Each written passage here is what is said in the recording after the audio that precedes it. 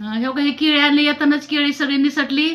तर या केळी खायला तुम्ही. मंडई आणली मी, भाजी मंडई. तर ते येताना जास्त वजन झाल्यामुळे हे केळी पण ह्या का सगळे सुटल्यात. टोपलं पण घेऊन आले भाकरीसाठी छोटं, काय आपल्या छोट्या पुऱ्या वगैरे छोटं वेगळं ठेवण्यासाठी टोपलं पण घेऊन आले. त्यानंतर हे बघा पपई. पपई मोठी आणली 2 किलोची. पपई चांगली असते शरीराला आणि शुगरच्या माणसाने पपई खावी. आम्हाला पण शुगर आहे, मग मी पपईचं प्रमाण जास्त खात असते. पपई घेऊन आलो. शेवग्याच्या शेंगा ना 350 रुपये पावशेर, 250 रुपये किलो होत्या. तर आता 100 वर आल्या, 100 रुपये किलो झाल्या. तर हे अर्धा किलो शेवग्याचे शेंग घेऊन आले. आणि मुळा आणला. मुळा पण चांगला असतो थंड पोटासाठी. मुळा घेऊन आले.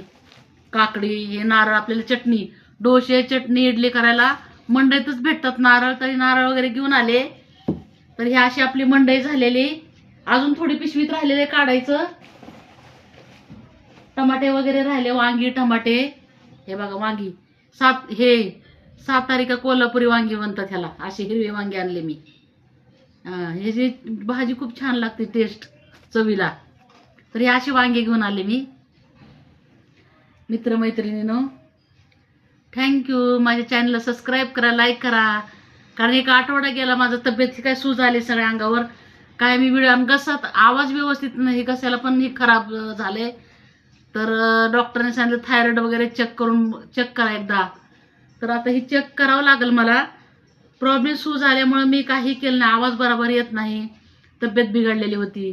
तर एक 8-10 दिवस झाले मी काही बनवले नाही. आज तुम्हाला भाजीचा व्हिडिओ टाकलेला आहे. तर थँक्यू सर्वजण. अशीच भाजी आणायची ना, अशी व्यवस्थित छान साफ करून फ्रीजमध्ये ठेवायची. आणि माझ्या चॅनलला सबस्क्राईब करा, लाईक करा मित्रमैत्रिणी. थँक्यू. नमस्कार.